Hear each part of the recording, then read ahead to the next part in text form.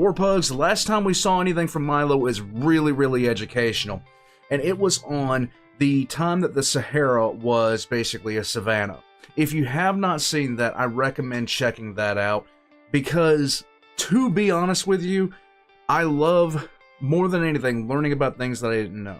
And it's one of the reasons that I started to really stretch out in the channel and start looking at things that I didn't know. I started off in 40K where I know a substantial amount. But as time has gone on, you guys have introduced me to franchises, you guys have introduced me to history, lore, all this other kind of stuff. I love learning this stuff. Today, I'm learning about something that I've only ever known in passing, which is, for me, really, really cool. This is about Doggerland, and this is, from what Milo has said in the title, Europe's Atlantis. Now, that doesn't mean there was a high technologically civilized.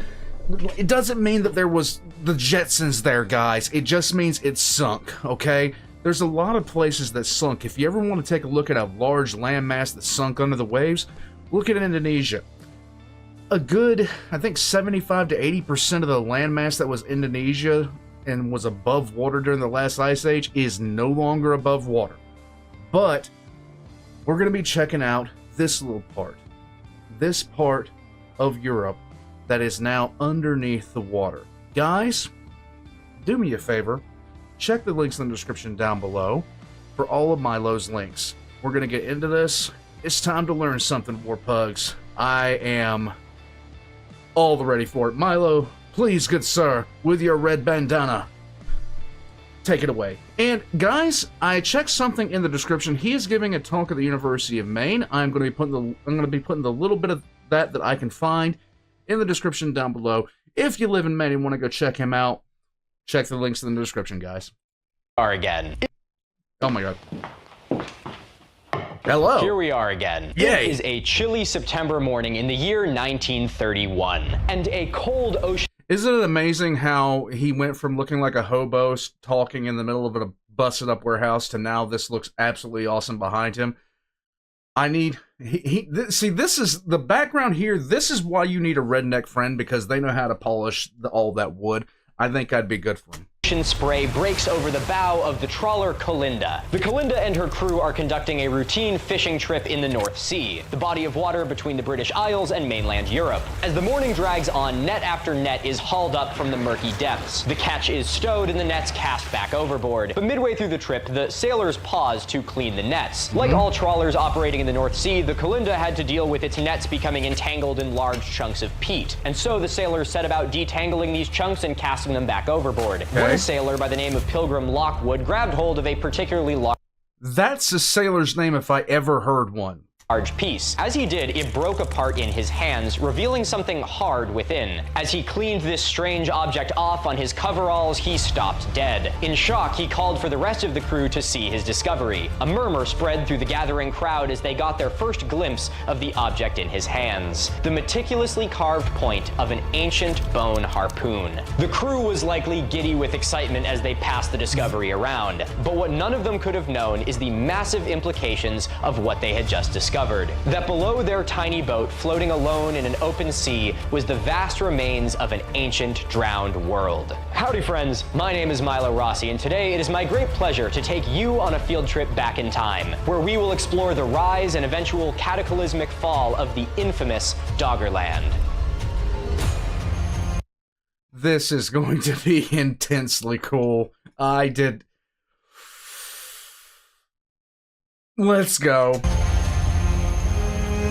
That is cool, man. Imagine going fishing and you come up with evidence of like hunting in the area so far beneath the water. That is intense. And your name is Pilgrim. How do you guys like the set? It's coming together pretty good, right? Milo's Cabinet of Curiosities. I've been finally going through all the boxes of cool stuff that I've wanted to use in my set that I've been collecting since about a lifetime before I actually had a set, and now I finally am getting to start to put it somewhere. So that's really exciting. I actually decided it would be fun to do a video going through all the boxes of stuff and kind of explaining my treasure trove, so you guys can get excited for that. Okay, we're talking about Doggerland today. That's pretty fun, isn't it? Look, I know that I'm gonna have to turn a light on at some point, but for right now, this lighting is just too nice. And like every rainbow, at the end of it, there's a little treasure. So for now, you guys can just deal with the weird exposure of this video because it looks really nice in person, so deal with it. Oh yeah, we about to go to Doggerland tonight, boys. Let's do it. Get that in the sunlight. Look at that. Oh. Chef's kiss. Oh yeah. Yeah. Like many major getting lit while getting lit. I hate myself for that one.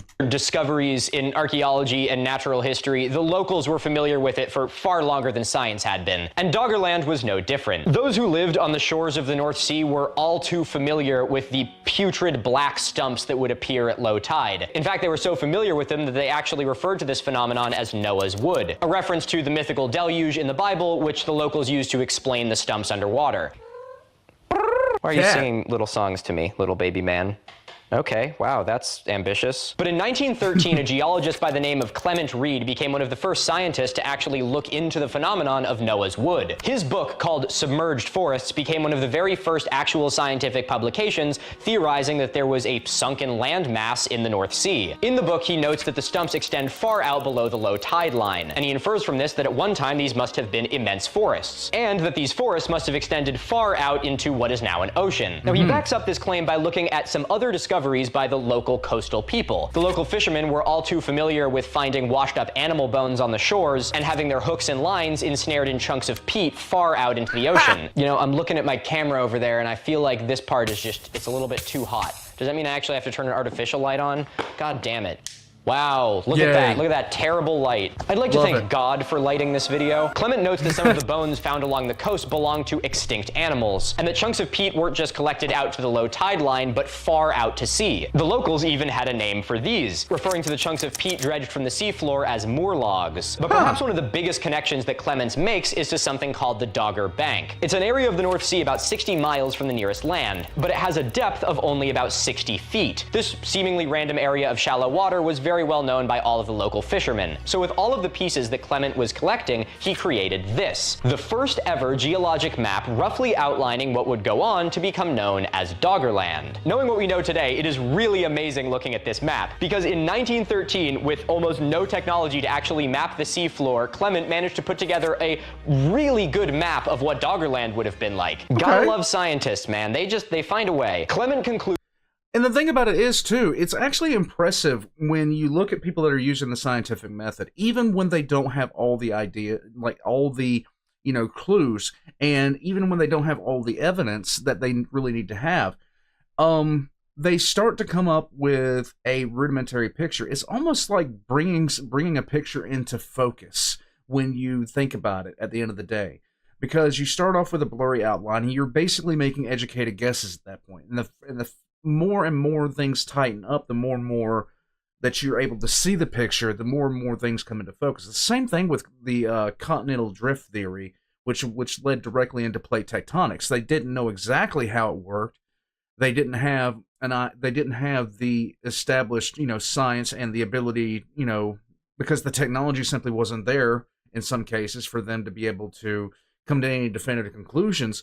But they took what they were seeing and actually sat down and,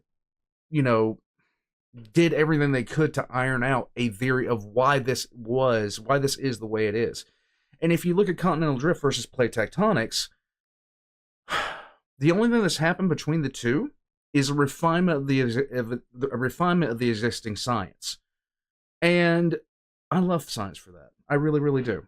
Concludes his book Submerged Forests with a bold claim that the land between the British Isles and continental Europe had once been above water, indicating a sea level 90 feet lower than at the present day. Now, Clement doesn't really claim to have enough evidence to understand why this is, and he also admits that he isn't sure if this is because the ocean is rising or the land is lowering. Though with the information he had at the time, he speculates that this was due to the land getting lower, which we now know to be not true. And he even postulates when this subsidence ended, about 3,000 years ago, and he uses some pretty logical trains of reasoning even if they are incorrect by today's standards. This paper is absolutely amazing and is available for free online and is linked with the rest of my sources in the description. If you're looking for a fun read to just kind of like flip through and look at some cool old diagrams and stuff, I recommend you check it out. In the final page of Clement's book, he says this: "In this connection, it might be worthwhile systematically to dredge the Dogger Bank in order to see whether any implements made by man can be found there." With his conclusion, Clements had correctly inferred that if there was land, there must have been people. Now, unfortunately, Clements would die just 3 years after the publication of this book in the year 1916, and he would never know that his hypothesized lost land would go on to be proven true. A mere 15 years after Clements' death, what is widely regarded as the first artifact from Doggerland was recovered. The artifact, of course, was none other than a 6-inch long bone harpoon dredged from the trawler Colinda. That is so cool. The Colinda harpoon. While you're in the bloody depths.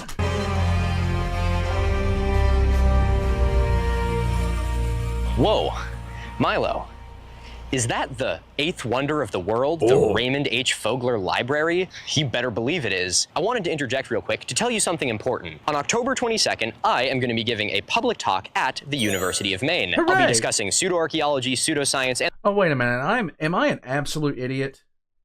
Am I an absolute moron? When did this come out? I am sorry, guys. I am a blithering idiot. I am stupid.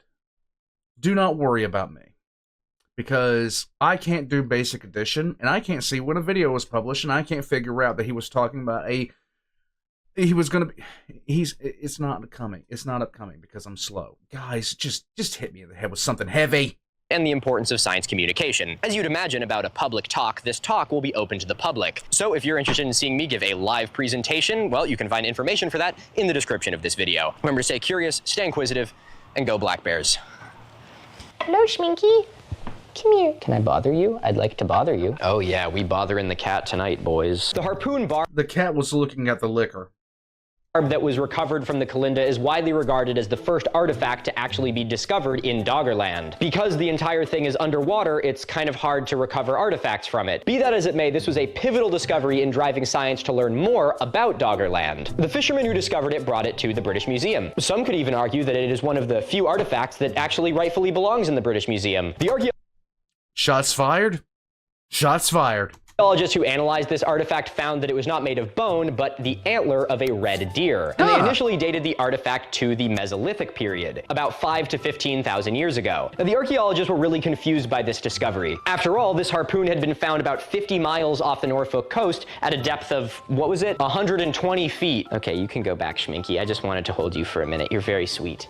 Yeah, there you go. Be small. Now, at this time, it wasn't believed that Mesolithic people would make it this far out to sea. Instead, most of the interaction between Mesolithic hunter-gatherers and the ocean would have been sticking along the coastlines. To learn more about this, an expedition was sent to where the harpoon had been discovered. Just a year after the discovery, in 1932, more samples were dredged up from the same site. What they found was, as you won't be surprised, a bunch of peat. Now, the people of the British Isles would have been very, very familiar with peat. It is a dense, black, carbon-rich material that is made as plant matter dies and is deposited in a wet environment and just stacks up year after year. It is where dog bodies come from, and it was used to heat a lot of the homes in the British Isles because they cut It's very, very good for heat. It's good stuff. down all their trees. Skill issue. Rapa Nui moment. Cutting down all your trees. The weird thing about the peat that was discovered near the Colinda harpoon site was that it showed evidence of being formed in fresh water. After thorough research, the scientists were able to conclude that the water above the peat now was a salty ocean, which is a little odd. But this did explain something about the harpoon. It means that it was likely not lost at sea, but lost on land, or at least near land. Okay, look, you know what I'm talking about here. Well, come on. But this added a surge of interest into the theorized landmass beneath the North Sea, and it led to a flurry of research over the next 100 years aimed at proving Doggerland. Proving Doggerland. The sequel. No, I'm shutting up.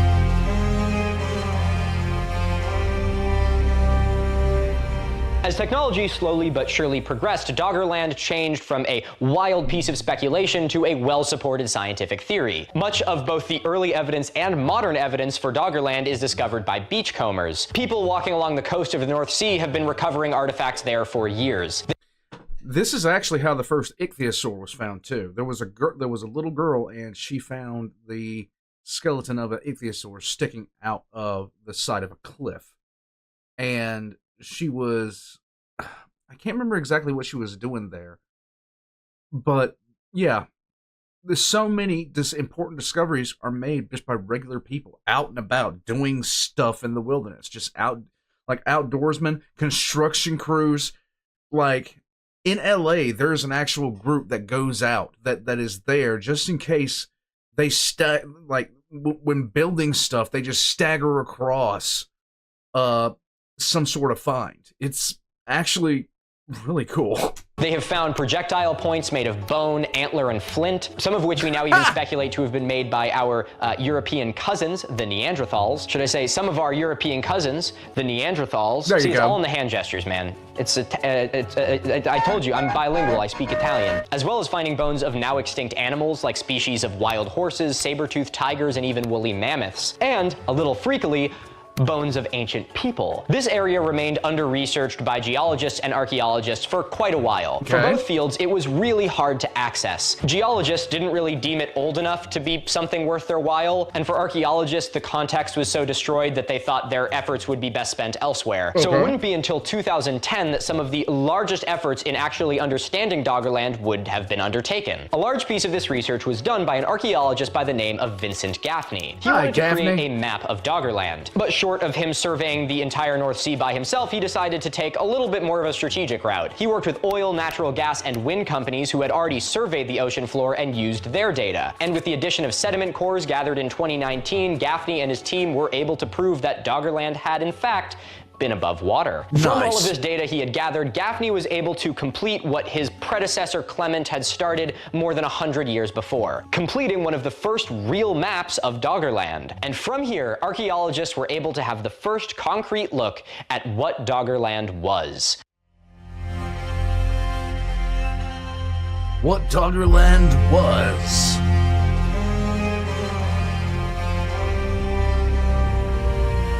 Doggerland is the name given to a 17,000 square mile piece of submerged continental shelf in the North Sea. During the last glacial period between about 120 and 20,000 years ago, much of the Earth's water would have been locked up in massive continental ice sheets. As a result, there was less water in the oceans, and so the ocean levels were a lot shallower, as much as 400 feet shallower. This means that for much of recent geologic history, Doggerland would have actually been above water, and it would have created a lowland that bridged the gap between the British Isles and continental Europe. This also means that if you were standing in what's now continental Europe and looking at the British Isles, they wouldn't have been isles, they would have been a distant mountain range. While this map kind of seems alien to us, it would have been the map of Europe that most of our human ancestors would have been familiar with. So let's start our walk back in time and have a look at the bones of Doggerland.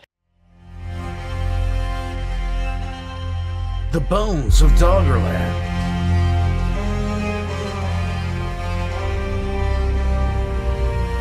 For this section, I will be heavily referring to this paper, Description of Paleo Landscape Features in the Southern North Sea, by none other than our boys, Fitch and Gaffney, et al., of course, lest we forget the et al. In this paper, Fitch and Gaffney give us an excellent window into what this world would have been like. In Chapter 3, the authors use this seismic data to create a map of this drowned world. Here, Fitch, Gaffney, and the team divide the sunken ruins of Doggerland into 4 sections: the north, the south, the east, and the west. Oh my, wow, you're really paying attention today, aren't you? And creatively labels all of them. You ready for this? 1, 2, 3, and 5, no, 4, of course. You kidding me? First, let's have Why are you messing with me so much? I can't take it. a look at Section 1, the north side of Doggerland. This elevated region is none other than the Dogger Bank, a submerged geographic feature that has been known about literally forever. I mean, it was written about in, the Submerged Forest book.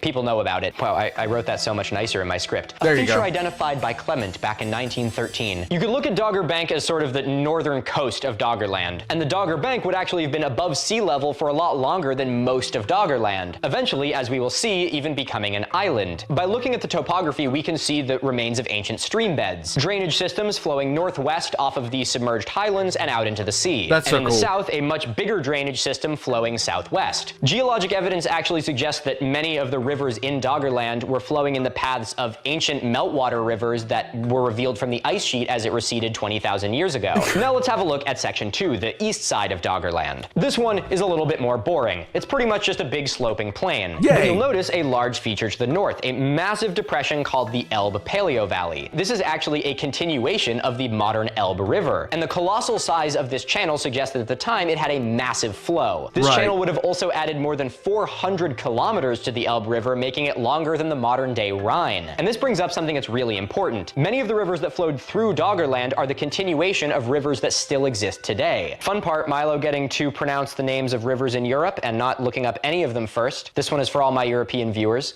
Go for it. Rivers like the Thames,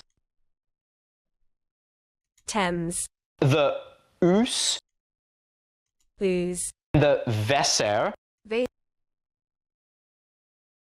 Vaser, the Vaser. Wall, the Val, all would have continued flowing through Doggerland. How'd I do? Probably not very good.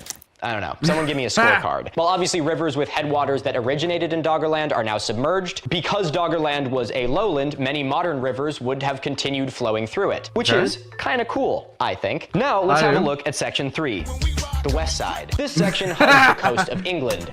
I was thinking about making the joke, but he made the joke. Okay.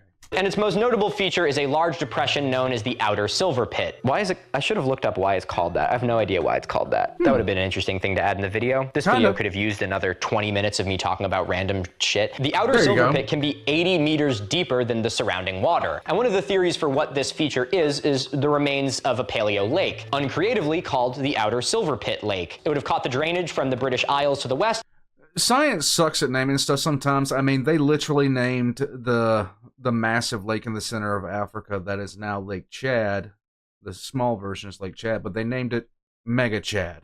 And the Dogger Bank to the north, or I guess at the time it would have been the Dogger Highlands, settled in Outer Silver Pit Lake and then flowed out into the North Sea to the north. Another theory is that this feature was carved or at least made more apparent by the sudden rapid inundation of Doggerland. And lastly, section 4. The south. Here we get into sort of the narrow gap between the British Isles and continental Europe. And one of the things you'll notice is there's really not that much information here, and that's because, as the author notes, there's just a lot less data. There are a few notable paleo channels to the west, which seem to have intersected with the Ouse River, or is it called like the Ouse? If it's called the Ouse, I'm gonna lose my mind. But with so little data about this area right now, we will undoubtedly learn more in the future. So if we take all that and zoom back out, we finally have a map of Doggerland. Yay! A vast low-lying region with the Dogger Hills to the north, possibly a large lake to the southwest, and many streams, rivers, and tributaries all eventually draining north into the sea. Now, the last thing you gotta know is why this is even here in the first place. Doggerland is all on what's known as an alluvial plain, a big outwash of glacial debris, sand, gravel, and rocks. But you came here because you wanted to go on a field trip back in time. And luckily for you, I can take you there. Remember that peat we talked about earlier? It has layers in it. Being made by layer upon layer of natural material in a wet environment, peat creates a calendar, meaning that scientists can take a core sample of a peat bog and look year after year at a calendar of what a paleo environment would have been like. So thanks to the work of those diligent scientists, we are going to go all the way back to the beginning, right before the rise of the Mammoth Steppe. But before that, slap a garage. Hey Warpugs, after seeing a whole bunch of us have issues with people getting passwords, a bunch of spam calls coming to my phone, and especially after seeing somebody that I massively respect get their account taken by scammers, I started to take my online security a little bit more seriously. I tried a product, liked it, and then loved it, and after reaching out to them, now I'm telling you guys about it. Today, this video is sponsored by Aura. It sucks, but anytime you click on terms of service these days, you just handed your information off to data brokers. And if they have bad security and they get hacked, well, guess what? Now your information is on the dark web where anybody can get to it. But that's where Aura comes into play for you. In order for a data broker to stop sharing your information, you have to put in an opt-out request, and they make it as complicated as possible.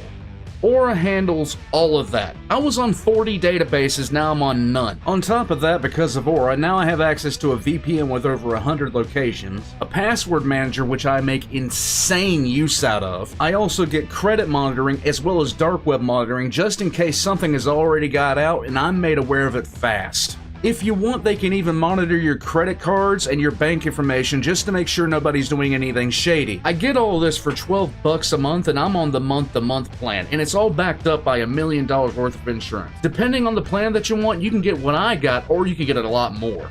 Aura is more than happy to give every Warpug a 2-week free trial, which is more than enough time to see what Aura can do for you.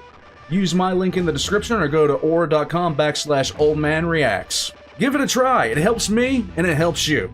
Now let's get back to the video. I kind of snuck that one in there, but I am very glad to be working with Aura. Guys, channel's first sponsor, baby's first steps. Let's go. The Mammoth Step, not to be confused with my fatness rolling down the stairs. Let's go. Step Mammoth, I'm stuck in a glacial deposit. If anyone remembers that joke, you've been watching me since... Stop it. Stop. Like my second video, I think. Oh no, Step Mammoth, I'm stuck in a glacial deposit. That's so fucking stupid. Don't worry about it. I cringe at my old stuff too. Wow, we've come a long way, haven't we, guys? Still, my ceiling's falling apart, but I guess it's better than being in a college dorm, isn't it? So, got that going for me. Got a little whiskey in my mustache. When Doggerland first emerged about 20,000 years ago, it would have sucked. It was just a massive, barren, rocky, desolate landscape. Like every part of the world that experienced glaciation, there would have been no topsoil. It would have been exposed patches of bedrock or massive plains and mounds of sand, gravel, and debris. So now that we have the bones of Doggerland, let's watch as life begins to creep onto this desolate landscape. The first life to make its way into what would become Doggerland would be our pioneer species. These are the species capable of tolerating this barren environment. First, it would have been lichen, which can grow on stone, and shortly after, it would have been followed by mosses. These lichens and mosses would have begun to break down the outside of some of the rocks, and even though they're absolutely tiny, they would slowly begin to build up a tiny bit of topsoil. As the lichens and mosses do their thing, the climate is slowly warming, and year after year after year, enough topsoil had built up that some new species were able to move in. Eventually, the next category of primary succession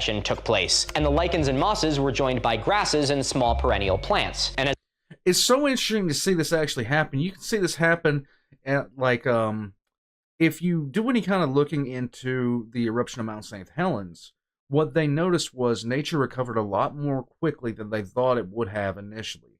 Mount St. Helens was turned into a lunar landscape after it erupted, but they noticed that these species of plants would start to come back, and they started to they thought that the place was going to be barren for decades, but it started to recover, and it's a really good example of how quickly nature can recover after a major disaster.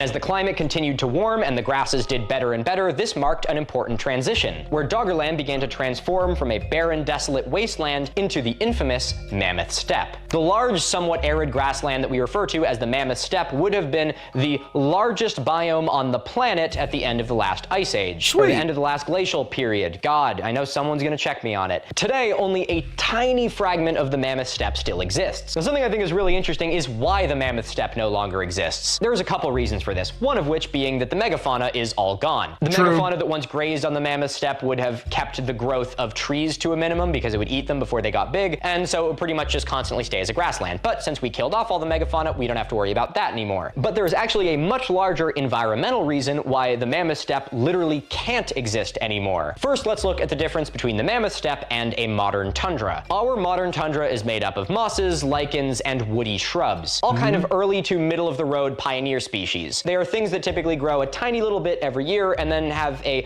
extended period of dormancy during the winter. The modern tundra is a very low energy environment. Now, in comparison, let's have a look at the Mammoth Steppe. On paper, they look pretty similar, but the big difference is that the Mammoth Steppe would have been dominated by grasses, while mosses and lichens and not snow.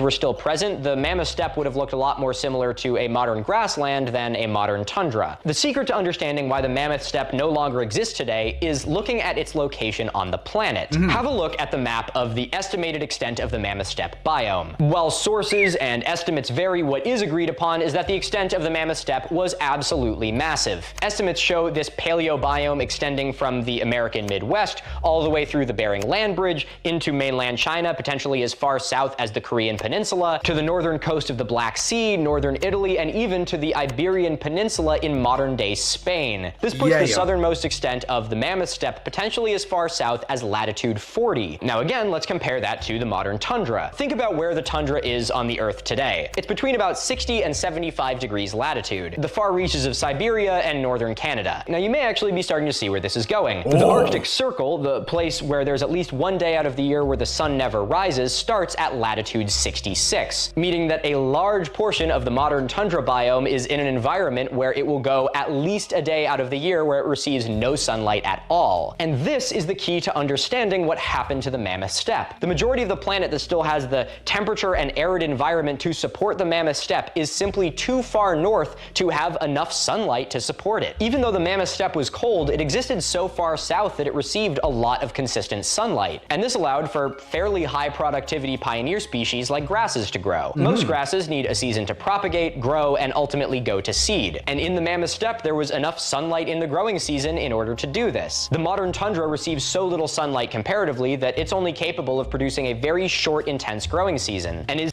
I've actually been close to, well, I've been past the Arctic Circle, and I've been close to Antarctica.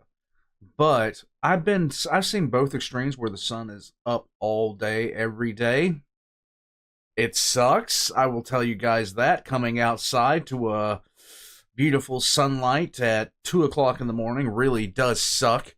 And when you do not see the sunrise but for about 3 hours in a day, it really sucks.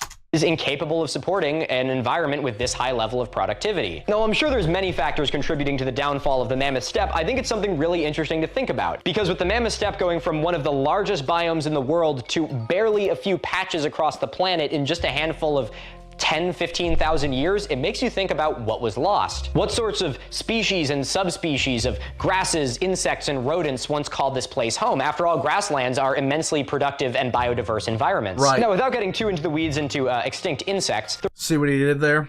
the rise of the mammoth steppe ecosystem in Doggerland brought with it all of our favorite charismatic megafauna. Mammoths, woolly rhinos, saber-toothed tigers, and horses once roamed this land. And so it was the mammoth steppe environment that was the first real ecosystem to take hold in the coasts, rivers, and lakes of Doggerland. But the climate continued to change. The earth got a little bit warmer, there was a little bit more humidity, and the ice caps continued to melt. And this is why I can't really just wrap my head around why some people just deny the fact that climate change happens. Dude, the horse evolved in North America. It came across the Bering Land Bridge to Europe. It died in North America. We reintroduced it. So the higher temperatures and rainfall eventually caused the mammoth steppe to turn into the Dogger woodland. There be forest in the hills. Yo, okay, why didn't you guys tell me that it was getting dark out and that I needed to turn another light on? My thought you were bad. my friend. You know who is my friend? Schminky! Oh. Say something. I'm putting you up here.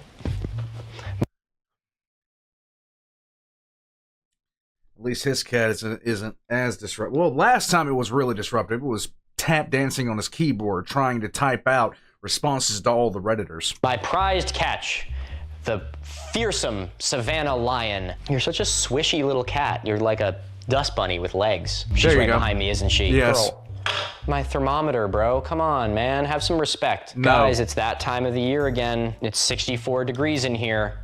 You know what that means. In like 3 videos, Milo's gonna be wearing a down jacket. Oh, Milo, you have a fireplace in there. Did you take, I don't know, the whole summer to maybe get a fireplace actually installed? No, of course I didn't. Okay, quick PSA here. Whenever I talk about paleoecology and the climate changing at the end of the last glacial maximum, I always get at least one comment from someone being like, see, the climate's always been changing. I'd like to remind everyone that while I study archaeology, I do have my primary degree in environmental science as well. And I can tell you pretty confidently as someone that has done 8 years of school in environmental science that climate change is actually happening. If you do not believe in anthropogenic man-made climate change, the only explanation— If you don't believe it, you're an idiot. Okay, I'm just gonna throw that out there. Like you have to. I can see for it is that you have not actually done your own research. So I encourage you, before you leave that comment, to actually go look into this literally a tiny little bit, because it is happening. This is the fastest the Earth has ever warmed since the Chicxulub impact event, which is, you know, probably not a good sign. Let's not do that, by the way. There is extensive evidence to back up that it is greenhouse gas emissions from our modern society that is causing this. It's not just carbon dioxide, it's methane, it's particulates, it's all that. I'm very worried about the particulate situation in particular. And the urban heat island index effect is having a massive issue. It's causing problems, my guys. We need to figure out a better way of doing things, but off my soapbox. Like I said last time, your inability to understand or simple ignorance of the facts does not make them any less true. So let's keep going. There's a cat behind you, Milo. Around 11,500 years ago began the Holocene epoch, or epic, because I know that one of you is going to criticize me on it in the comments. You should meet up with the guy who left the comment about how the climate's always been changing. Maybe you can kiss about it. This time period, about 11,500 years ago, would have been right at the end of the Younger Dryas period, a time when the Earth's temperatures dipped for about 1,500 years. Okay, so I would love, because this period right here has always massively fascinated me. Just fascinated me. Look at these two spikes here. These two warming spikes. This one here and this one here.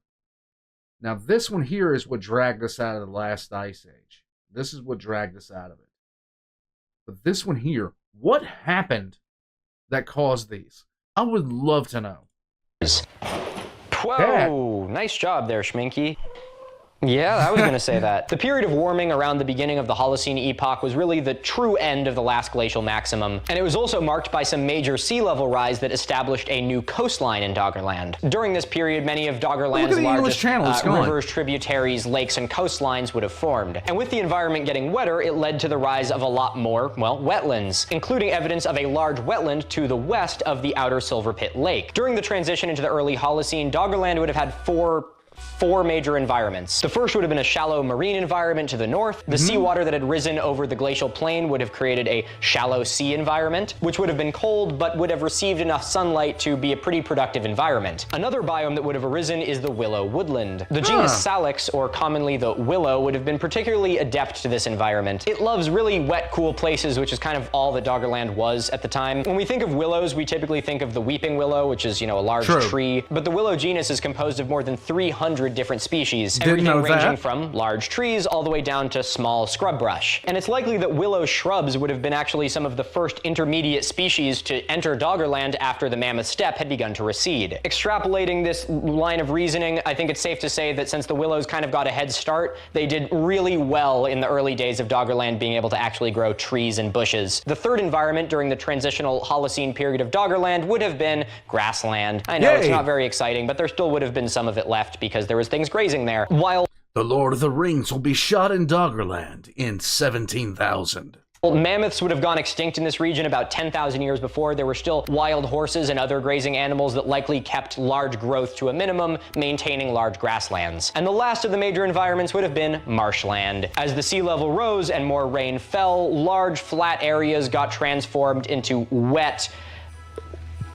They were wet. You want me to explain a marshland to you? Good. The English Everglades. This also led to a transitional area between the ocean and the lowlands. Because the land was so flat, there were huge estuaries and deltas that would have been brackish, where fresh water and salt water would have mixed. Now, as the Holocene creeps on, we begin to see a transition into what's called a pre-boreal environment. Slowly but surely, we see birch and pine begin to creep into the pollen record. This period also saw the rise of the heathland, a scrubland environment that did really well in the now accumulated layers layer of poor acidic soil. It was mostly scrub brush and small plants. And finally, about 10,500 years ago, Doggerland gave way to a boreal forest. The pollen record indicates an uptick in hazel and oak trees, and in the marine environment to the north, green algae, now able to survive there in the warmer climate. There's also evidence to suggest that the freshwater ecosystems were thriving at this time, with a large increase in the amount of aquatic species present on Doggerland. Especially common are things like snails, mussels, and other mollusks. But during this boreal period, some of the cracks start to show. This is some of the first time that we see living environment beginning to be overtaken by sea level rise. And the warming of the climate, which is causing the sea level to rise, is also forcing more animals into this very productive environment. Species like the red deer, and those that would go on to make tools out of its antlers, Homo sapiens, who are actually probably there pretty much as long as anything else was, now that I'm thinking about it. In order to help us learn a little bit more about this environment, I want to welcome someone very special. A friend of mine and another amazing science communicator here on YouTube, none other than History with Kaylee. So let's take a look at some of the remnants from the Doggerland landscape that we can see today in modern times. A landscape that went all the way from modern day, the west coast of the Netherlands, to the modern day east coast of England. Near where I grew up is a place called Schorl. This location has a beautiful pine forest that mixes together with the sand of the dunes. These pine trees were planted about 100 years ago, but the trees used to roam this area naturally for thousands of years. This area was once an Atlantic dune forest, but unfortunately the trees were cut down over the centuries, leaving behind large sandy plains. As you can imagine, sandy plains are not a great defense against the water of the North Sea during storms. No. And knowing that this area of the Netherlands is situated a couple meters below sea level, this was a bit of an issue. So the decision I think it would be a little bit of an issue. Was made to reinstate the Atlantic dune forest, and the same species of pine trees and also oaks, birches and rowans were thus planted about 100 years ago. Pine trees hold the sand with their roots, preventing it from blowing away, and they evaporate a lot of water. What's fascinating is that Schorl in the Netherlands is located at a latitude of 52.7 and Norfolk in England is located at a latitude of 52.6. The reason why this is fascinating has to do with the fact that here in Norfolk we can see the remnants of the other side of this ancient Atlantic dune forest. The coastline of Norfolk has the same pine, oak, birch and rowan trees that grow through and near the sandy dunes, showing to us that long ago, during the time when Doggerland was still a landmass, a massive forest with sandy plains stretched from the modern-day coast of the Netherlands to the modern-day coast of Norfolk in England. That's cool. This type of forest is actually very common along the Atlantic coast of England. The characteristics of this particular ecosystem is the salt spray that the often strong wind constantly brings with it. That salt spray and the wind ensure that the upper parts of the branches often break off, which causes trees to grow in more wood, which explains their irregular shapes. Of course, it's unclear when the Atlantic dune forest first came to be, but it's safe to bet that this occurred before Doggerland sank beneath the waves. The forest most likely changed over time due to the salt spray, but because we can clearly see two distinct locations on both sides of the North Sea at nearly the same latitude, it's not a big stretch to think that there used to be a very large forest spanning from North Holland in the Netherlands to Norfolk in England. That is... I love it. Why? That's just cool. That is just stupid amounts of cool to me. That we can, because of modern technology and everything like that, we can actually put these two things together and literally draw a line with a map. It's awesome. Thank you very much for sharing your expertise, Kaylee. You might be thinking to yourself, wow, Kaylee actually lives near the North Sea. She's probably a lot more qualified to make this video, and she is, which is why she also made a video about Doggerland, focusing a lot more on the archaeology. This is a collaboration. This is what collaborations are. This is how we collaborate. This is how we uplift each other, you know? Just science communicators looking out for science communicators. Anyway, after this video, you should go check out Kaylee's video if you want to learn a little bit more about the human life of Doggerland. Let's keep rolling with this. Okay, I'm going to have to do What we that. have That's now awesome. is awesome. a picture of an immensely productive environment. A lowland that supported a shallow marine ecosystem, and freshwater lakes, both of which that would have been teeming with life, as well as rivers, forests, and grasslands crawling with horses, deer, and other delicious little guys. Yay! And bands of hunter-gatherers would have followed game into this environment and benefited from its vast resources. But this paradise wouldn't last, because where there is life, there must also be death. And then Stargate SG-1 shows up and ruins everything. I'm an idiot. Just ignore me.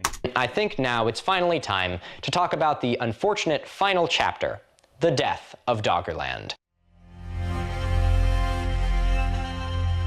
Sadness.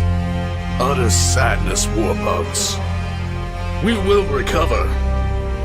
At some It's been point. argued that Doggerland was lost over 3 major stages. 3 stages that took place over the course of a few thousand years. The first of this was during the early Holocene, about 9,000 years ago, as sea levels continued to rise. Since much of Doggerland was a low-lying area, most of it was highly susceptible to even a small amount of sea level rise. And as this process persisted into the Holocene, eventually Doggerland began to fragment. Slowly, seawater would have surrounded the Dogger Hills, creating the Dogger Bank Island. And with this, other lumpy glacial deposits became islands as well. You know,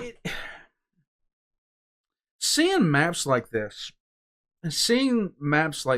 you kind of understand why a lot of cultures around the world have a flood myth. Seeing maps like this, you kind of get the reasons why. Because stories like this, where the water just literally came in over the course of somebody's... If it came into the course of like 10 years to change the landscape, or 100 years, it came within someone's lifetime. And over the telling of it, it could have gotten changed. It's like the phone game, which is really what a lot of ancient stories was the phone game played on repeat for thousands of years.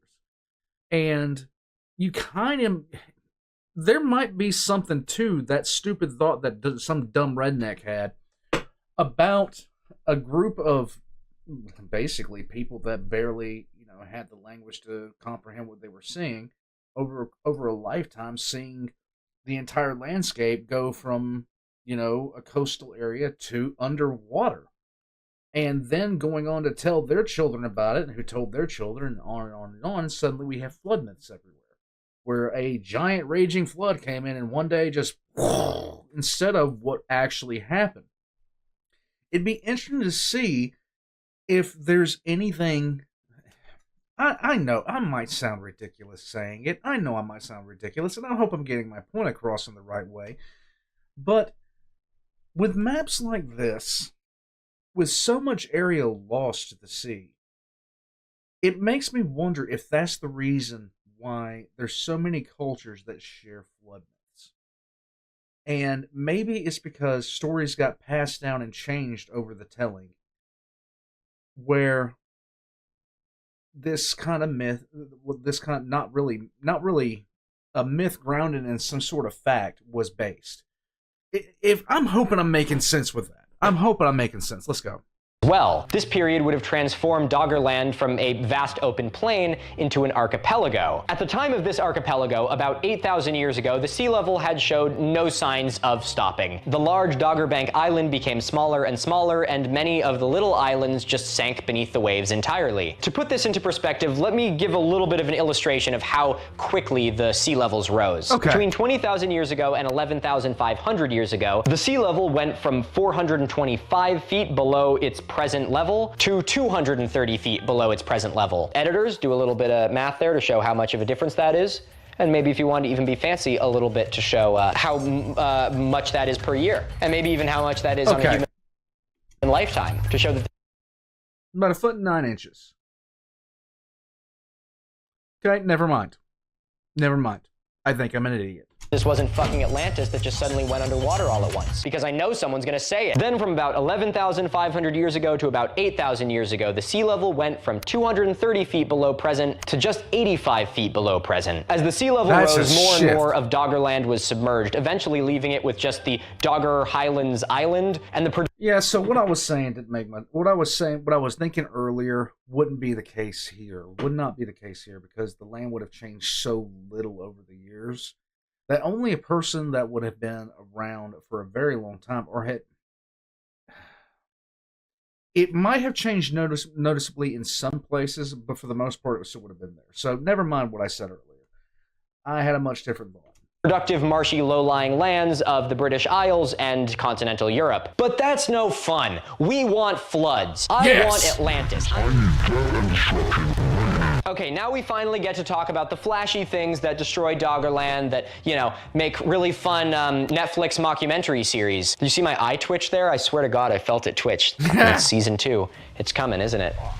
I'm gonna need a lot of this to get through that. Okay, finally, here's some of the fun theories about what destroyed Doggerland. About 8,200 years ago, something happened about 3,500 miles away. In North America, the retreat of the Laurentide ice sheet and the Cordilleran ice sheet had resulted in massive glacial lakes. There were some small ones, like Glacial Lake Cape Cod, some medium ones, like Glacial Lake Hitchcock, which I am currently working on a video about, throw a cool animation up in there, and some absolutely massive glacial lakes, like Glacial Lake Missoula in the Pacific Northwest. Among the massive lake was Lake Agassiz. Lake Agassiz filled what is now the Great Lakes region, and it was absolutely gigantic, covering an estimated area of 170,000 square miles. Like Lake Hitchcock and Lake Missoula, the death of Lake Agassiz took place in the form of a massive cataclysmic flood. Around 8,200 years ago, something went terribly wrong in North America, and the entire lake drained out of the Hudson River pretty much all at once. This caused a couple problems. One, it raised the sea level by Doggerland by between half a foot and a foot over the course of a few months to a year, and two, it stopped the North Atlantic thermohaline conveyor belt. This huge influx of cold water made the weather systems in the North Atlantic just kind of like die, which caused a period of extended regional cooling for about 100 to 150 years.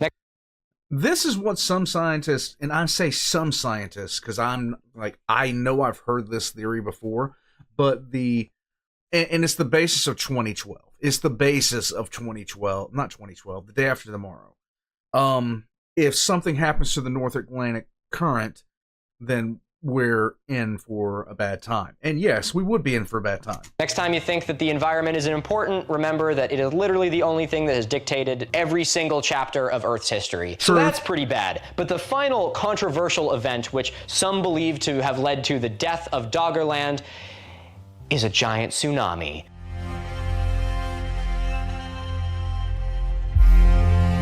The tsunami.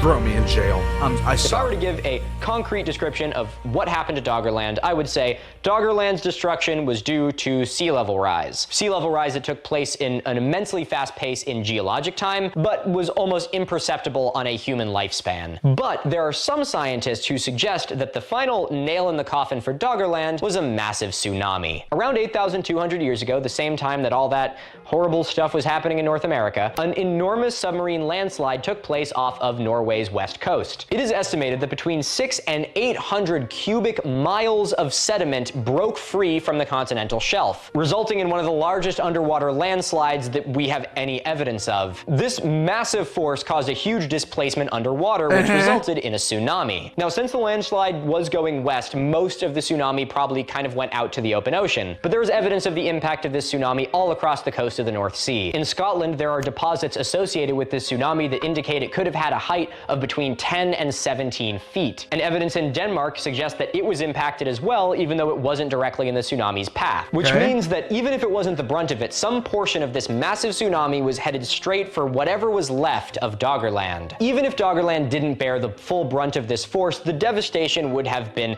astronomical. Since the submerged alluvial plain that Doggerland is built on is so shallow, it would have forced the tsunami upwards, where it would have barreled straight into Doggerland. And core samples taken from the southern North Sea do support this. While the impact was likely different in much of Doggerland, it's believed that the part that was hit the hardest was the Dogger Bank. This outlying island was kind of like a barrier island for much of the southern part of the North Sea. And then it was underwater. and it was likely slammed with the tsunami. Any communities that called this place home would have been devastated. Wiped and to out. make matters worse, since many ancient hunter-gatherers would have lived along the very productive coastlines, they were right in the tsunami's path. With no warning and some of the most productive environments hit the hardest, it's likely that ancient humans were hit immensely hard by this disaster. There are even estimates that the tsunami wiped out a quarter of the North Sea coast's population. Now, while there is plenty of evidence that the tsunami impacted this area, there's not much to say that this was truly the final nail in the coffin. It's unlikely that the tsunami was able to submerge the rest of Doggerland, and even if it did, since it was a tsunami, it eventually just would have washed back out to sea. True. But it wouldn't be unfair to think that this could have been a coup de grace to many of the communities that called this place home. Proving the impact this tsunami had on the ancient people of Doggerland is really hard to do. Because a tsunami is so immensely destructive, there is barely anything left from it. It eroded coastlines, washed away archaeological evidence, and left just a massive mess behind. And it happened at the exact same time at some of the coldest, harshest weather of the last millennium. The remnants of Doggerland ended up surviving into the Neolithic period. By about 7,000 years ago, what was once Dogger Island had been reduced to a massive sandbar. And not long after that, it slipped beneath the waves entirely. But despite the few tangible objects from Doggerland, we are still fascinated by it, and our hunger for knowledge has pushed the boundaries of archaeology as we tried to understand the ancient people of Doggerland.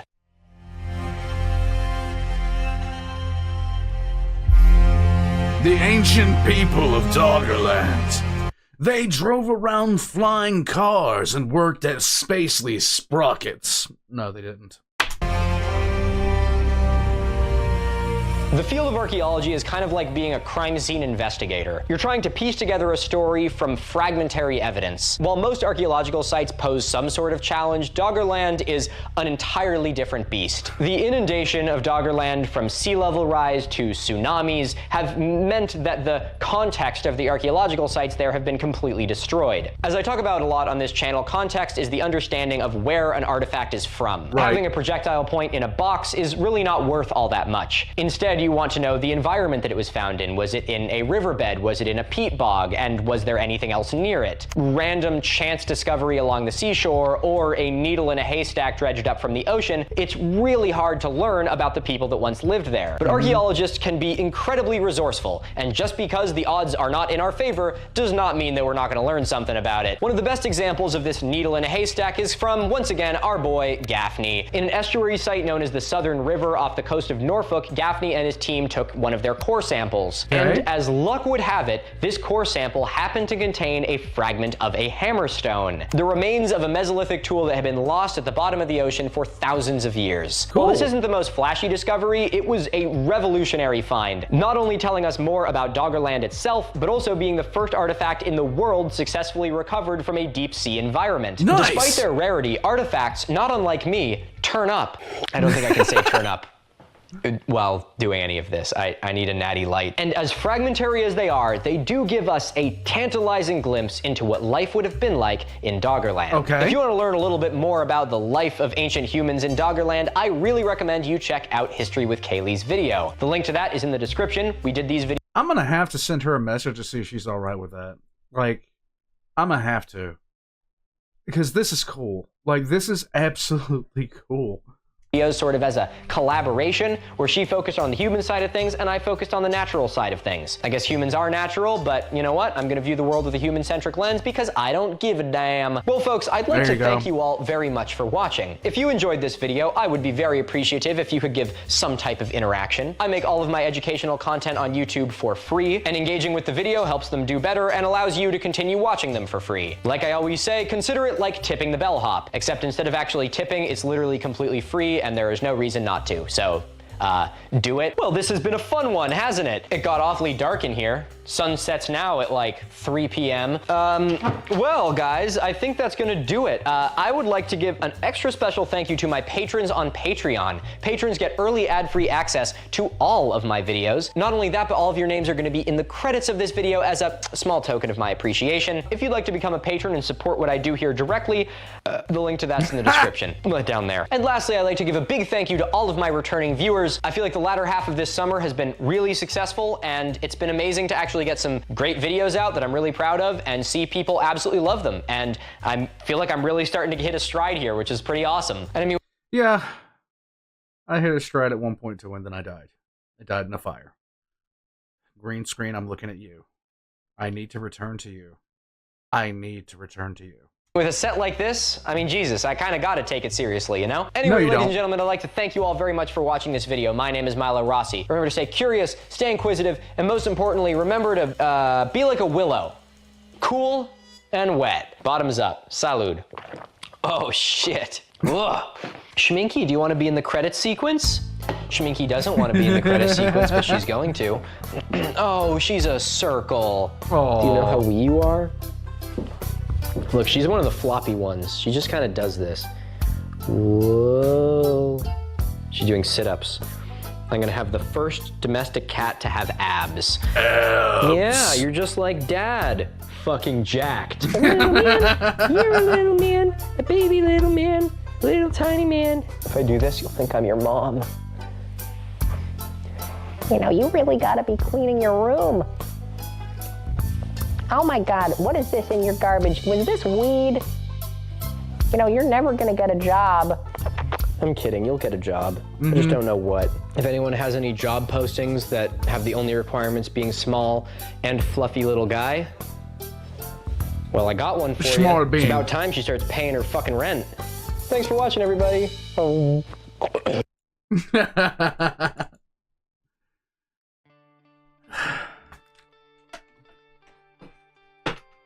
Stuff like this fascinates me.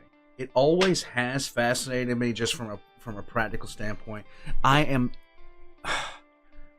obsessed with where we came from and where we're going.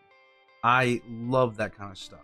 I really, really do. One of the things when I was a kid, that I wanted to grow up and do was I either want to be a paleontologist or an archaeologist. One of the two. That's what I wanted to do. Life had other plans for me. And then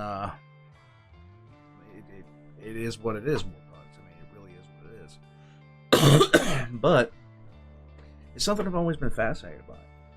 I grew up in the Piedmont area of South Carolina. And when I was down there, we would find arrowheads all the time. We would find stone arrowheads a lot down there. In fact, if you spent any time in the woods in the South, you will eventually find arrowheads, things of that nature, spearheads. You will find those. And you never really thought anything of it. You were just fascinated by it. You were just fascinated by, taking a look, just taking hold of something that somebody made hundreds of years ago. And the thing about it is, Warpugs, I think about those times now when I would be walking through the woods and I just find something that I thought was cool, just sitting there. And part of me really wants, like, if you gave me all the money in the world, if you gave me Elon Musk money, if you gave me that kind of change, if all of a sudden Bill Gates decided to leave his entire fortune, one of the first things that I'd do two things. I'd found an aerospace company to try to get us to Mars. The second thing I'd do is I'd start planning expeditions to places that we haven't been. I'd start looking in places that no one else is going. Now, because this stuff fascinates me. And to be honest with you, Warpugs, it's something that I've always wanted to do. I always wanted to go out and see these things up close and personal. And when I traveled a lot in my youth, I really wanted to go to places like museum sites, things like that. And not just museum sites, but big sites. If I had a chance to, I would go. But the problem is you can't get anybody, back when I was in the Navy, hey, do you want to go look at this? You want to go look at this ancient site, or do you want to go drinking? And 9 times out of 10, everybody wanted to go drinking. But if I had the chance to travel again, there would be a couple places I would go. I'd go to Göbekli Tepe right out of the gate. I would want to go there. I would want to see Gadang Gadang. I would want to see that. Just 100%. I'd want to see the Snake Hills. I'd want to see the Pueblo. The sites carved into the side of the mountains. I'd want to go to England. I'd want to visit Stonehenge again. I went to Stonehenge once. I want to see it again. And now that I've been seeing some of this, I'd love to take a look at the edge of Norfolk, and especially in the Netherlands. I'd love to go to the Netherlands. But all that being said, War Pugs, let me know what you think in the comments down below. Did I make sense with my rambling bit? And yet again, thank you so much to Aura for sponsoring this video. Guys, please check the links in the description below. Aura was nice to sponsor this. Give it a shot. Helps me, helps you, helps everybody. War Pugs, thank you so much for watching this. This stuff like this is just magical to me because you learn so much. And this is just cool. It's just cool. I don't know what else to say about it. It's just cool, okay? 41 years old. I'm still learning stuff. You gotta love it. I'm an old brick. All of Milo's links are going to be in the description down below. He is not giving a talk at the University of Maine in October the 22nd because he's already given that talk because I'm an idiot. But the rest of his links are going to be in the description down below, as well as mine are. Go down to the merch store, get yourself a shirt, and I will catch you guys next time. Hope you have a great day. Oh, and of course, you know, members and patrons, early access. I'm leaving.